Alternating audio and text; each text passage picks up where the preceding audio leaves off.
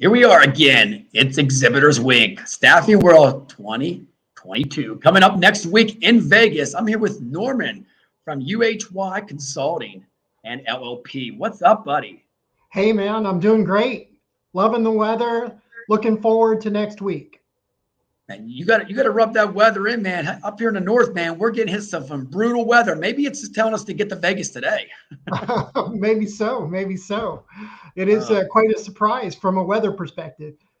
Exactly. Well, today, you know what? We're going to do a quick chat, dive into something that I think everybody needs to know, Norman. And, you don't have to preach the choir to me, my man, but other staffing firms and recruiting firms out there need to know that cybersecurity is the real deal. Am I right? That is absolutely the case. It's the new tax, buddy. It is the new tax. Cybersecurity, if you're not paying for it, you're going to get it. That's the truth. So, you know what? Legion of Doom. We talked about this, last week. I mean, there's a couple Legion of Dooms. There's the one, it was the Road Warriors Wrestling. If you're like me, AWA, they were the tag team champions, Hawk and the Animal. And then there's the other Legion of Doom, which was back in the day, which was, hacking everything. Is there like a new Legion of Doom out there, Norman, or is there just all over the place now? It's all over the place. It's interesting because it's become so lucrative for these threat actors to get into this business and make some money in a very, very short period of time that they've really turned it into a business. I mean, people create their malware, they sell it to other people, they rent it to other people. It's crazy. Big business. It is big business. Okay, so I got to throw a stat up here right before we jump into it. Every 39 seconds. Is this? Every 39 seconds.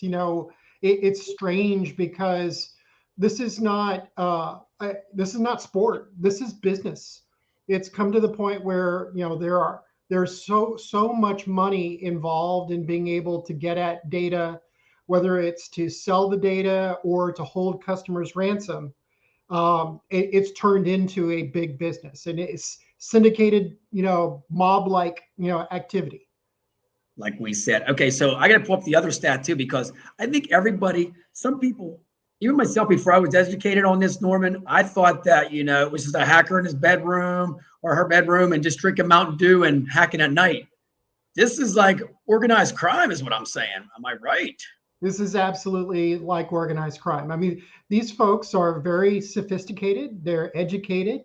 They have an ability to be able to say, hey, these are set my time and my hours, for this process. They usually have teams that are involved in this process that they actually go through kind of phases of, I'm going to go discover what's hackable. I'm going to identify if it's valuable. I'm going to plan my attack.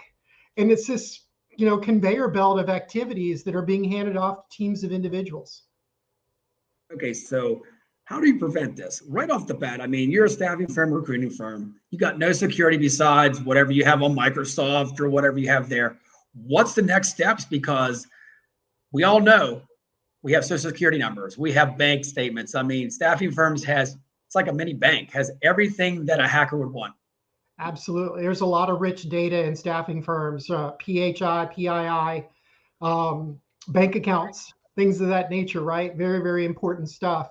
And, great question in terms of what can we do? I think first and foremost, there's a lot of technology that's out there. And the technology is good, but it has a limitation.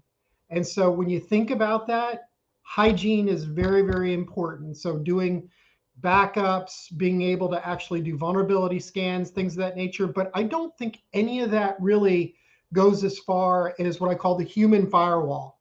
The FBI, in partnership with industry, has put together something they call InfraGard. And they have a great saying that I always like to talk about: see something, say something. And that's what the firewall does. The human firewall recognizes some really, really interesting and goofy, activity, and they don't react. They go and talk about it with other people and have a consensus to be able to make sure that they don't fall into deep, dark pit. Man, that's scary. And we got to shout out Danielle. I mean, she's watching. Dude, this is straight scary. And it's October too. So you know what? It's like Halloween time all the time. Well, October is Cybersecurity Awareness Month. It is absolutely, maybe that's why they picked October to be the month for cybersecurity awareness, but it is scary. We all treasure our privacy, and it's very hard to have privacy without good security, right? So it's a big challenge. And I think a lot of times, as quickly as technology is changing, that's what makes security difficult, is because there's a lot of discoveries of vulnerabilities. That 39 seconds that we're looking at, there are a lot of things that were discovered and are not shared widely or immediately.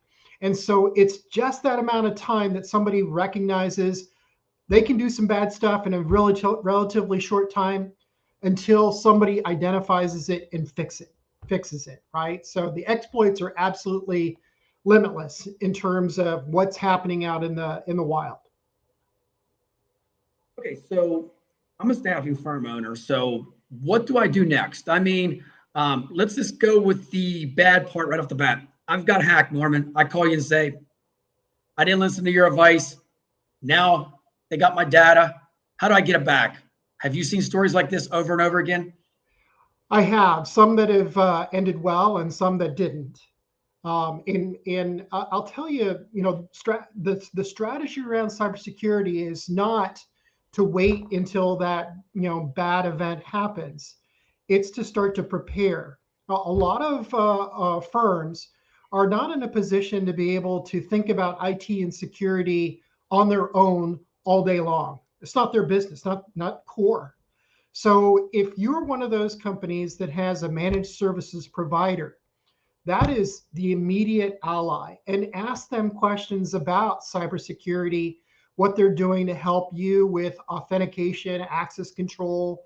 This idea that we've all gotten pretty used to now, multi-factor authentication, is absolutely key. It's to wear the groups down that just because they were able to find a username and a password isn't enough when you have multi-factor. And it's a huge benefit to companies that are using that. So talk to your third-party service providers about making sure that multi-factor authentication is on for all your important systems. And ultimately, I think, again, we're not really going and buying software and putting it out on our own servers and having to maintain that anymore. We pretty much adopted cloud, right? That's really a good thing.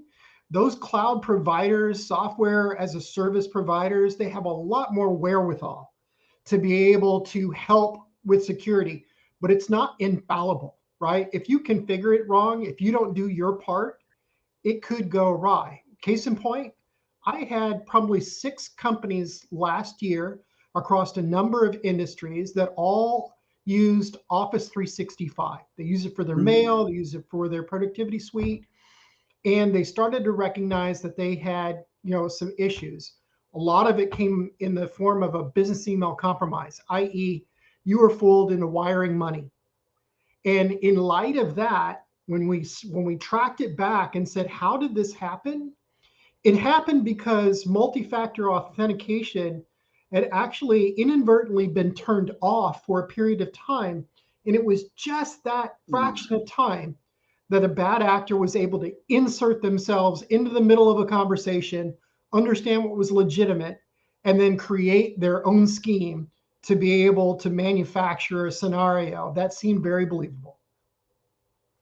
So that, I think, is one of the key things, is don't take it for granted that because it's cloud, everything's cool, that everything's safe. You probably need to have some independent verification of that, maybe on some frequency, at least maybe annually. That would be a great thing to do. Okay, so I got to ask you, Norman, and they've told us back in the day, and I get this all the time now. I have Pittsburgh National City, PNC Bank. I get so many emails with the RR in the end. Don't click on them at all. I get them on my phone too. What if you're like at the office and you're a recruiter and you're seeing emails come through? What do? I mean, you think it's, a company or a client, and it's somebody just ready for you to click on to hack them. How do you prevent that? Well, again, going back to the human firewall, some security awareness training goes a long way. And this whole discussion about being a little bit nervous about clicking on links is very prudent. Literally this weekend, I got a note from my bank that said some activity had happened and they had shut it down. I couldn't tell if it was friend or foe. I'm reading it quickly on a mobile phone. Yeah. I'm a man of a certain age. And I'm thinking to myself, you know what? We won't go there. This is my bank.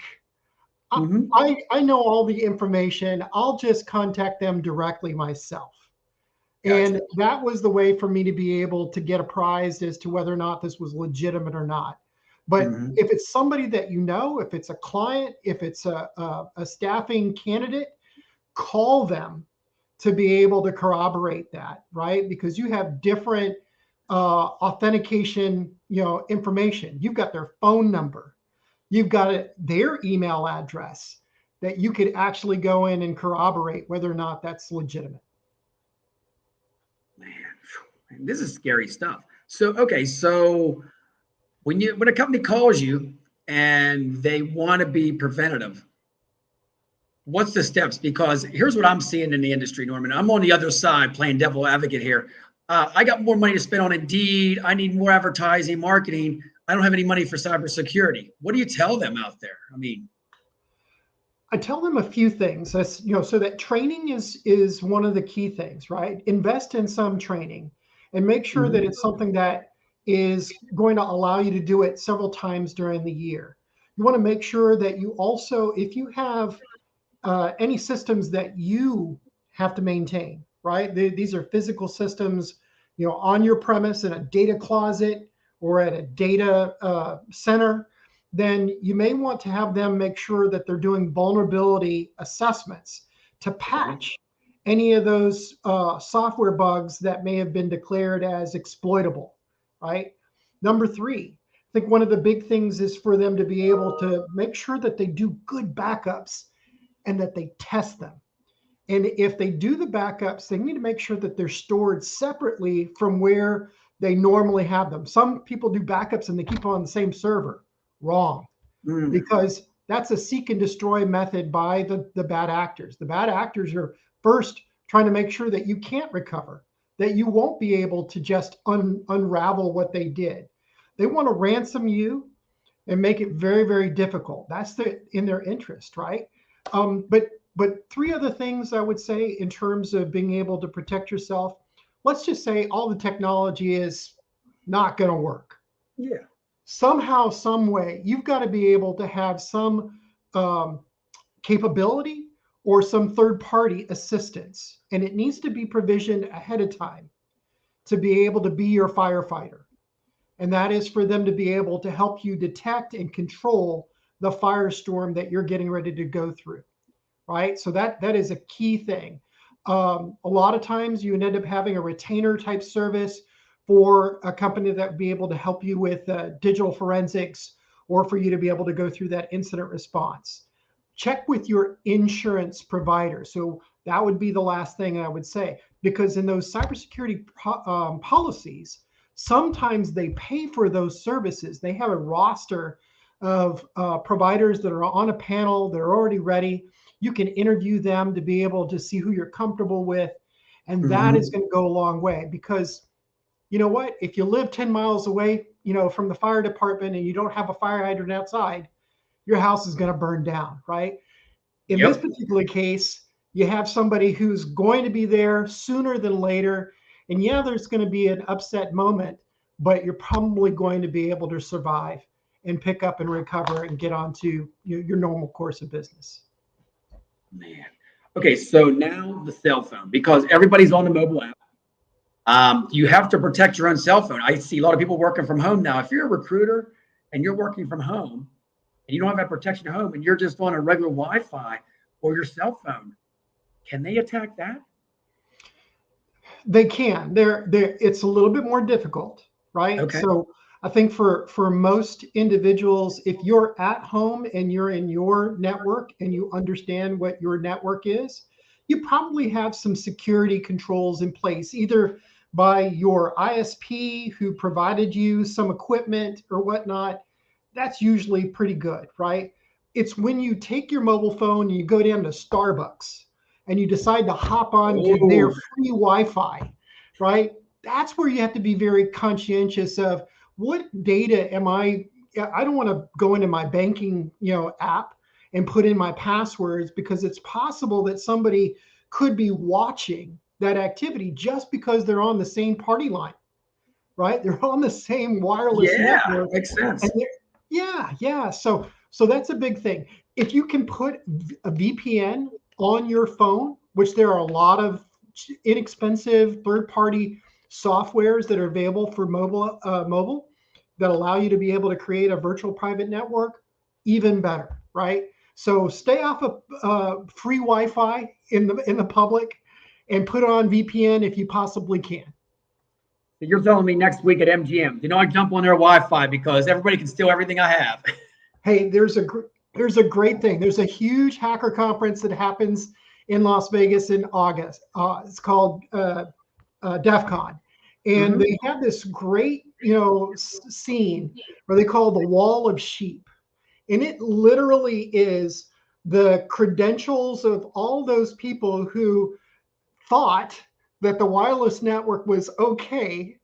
And they capture all the credentials and any other incriminating types of things, right? They might mask it a little bit, but it's for the embarrassment factor. Don't use free Wi-Fi and transact some important business. Man, there you go. So anybody that's going to Staffing World, they're not In used to Las free Vegas. Wi-Fi.